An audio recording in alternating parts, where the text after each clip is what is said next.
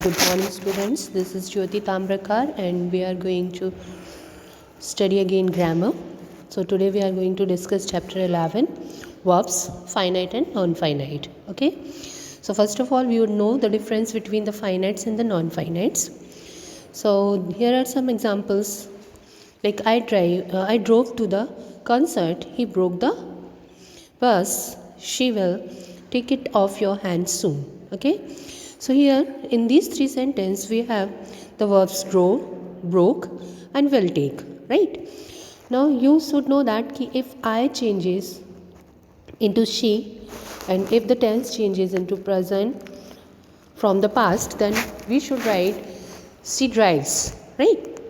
And he broke, if it is a present tense, then यहाँ पर broke से क्या हो जाएगा, ब्रेक्स हो जाएगा. Okay, and she will take, अगर हम इसे प्रेजेंट कंटिन्यूस या पास्ट कंटिन्यूस में चेंज करेंगे, then there will be she is taking और शी वॉज टेकिंग.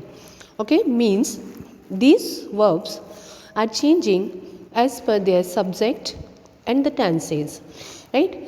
तो वो वर्ब्स जो सब्जेक्ट और द टेंस के अकॉर्डिंग चेंज होते हैं, right? Means they are governed by the subject of the sentence और उनमें चेंजेस आ सकते हैं according to the tenses. Those are the finite verbs, right? Non finite verbs are the verbs those doesn't change whether there is a change in the number of subject और the tense. Non finite वो verbs होते हैं जो होते तो verb भी हैं, यानी उनको हम कंस्ट्रक्ट करते हैं by the verb only, but according to the tense and the subject they do not change. Whether the subject is I or the subject is she, whether the tense is present, past or future, उनमें हम कोई भी changes नहीं लाएंगे, right? For example, if I say I want to go to market, right? So here this to go never changes. अगर हम आई की जगह सी लगाएंगे और इसको पास्ट से प्रेजेंट में कर देंगे, ठीक, this is already present actually, इसका हम नंबर चेंज कर देंगे wants, right? See wants, but to go still is to go, right? So this kind of verbs those doesn't change और doesn't govern by the subject of the sentence, ठीक है? जिनको subject जो होता है उसके अकॉर्डिंग हमें चेंज करने की ज़रूरत नहीं होती है, टेंस के अकॉर्डिंगली हम चेंजेस करते हैं तो तब भी उनमें कोई चेंज नहीं आएगा. They are the non finite verbs, right? तो नॉन फाइनाइट वर्ब्स जो होते हैं they are of three kinds: participle, gerund and infinitives, right? सो यहाँ पर आपका जो जिरंड एंड इन्फिनेटिव होता है, when they are formed, actually participle, gerund and infinitive तीनों वर्ब से ही फॉर्म होते हैं, but gerund and infinitive act as noun, ठीक है?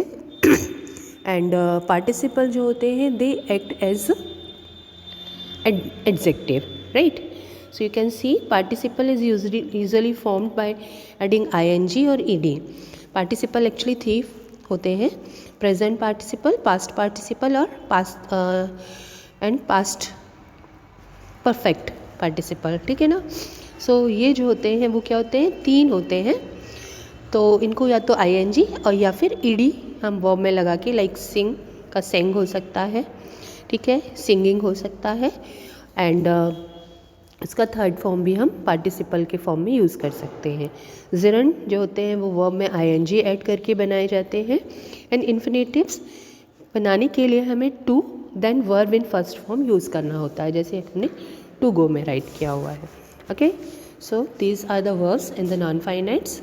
Okay, so see those exercises. First one is put in the verbs in the bracket in the gerund or infinitive form. Actually यहाँ पर कोई verbs दिए नहीं है, so we should put them by ourselves. B is to choose the correct option.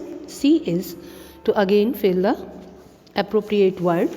Okay, after that you will have another exercise of whether these verbs can be used infinitive या फिर हम उन्हें simple past या past participle में ले रहे हैं. So there can be the possibilities of more than one. So see, in first one I have taken the simple past and past participle, क्योंकि इससे दोनों ही बनाए जा सकते हैं। ठीक है, ऐसे ही आपका फिफ्थ वन जो है वहाँ पर आपके पास 3 ऑप्शंस हैं and all the 3 can be done with the help of the same verb.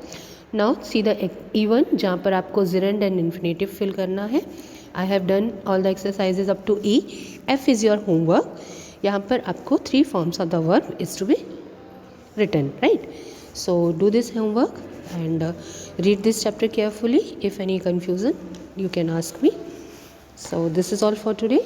Have a nice day. Goodbye.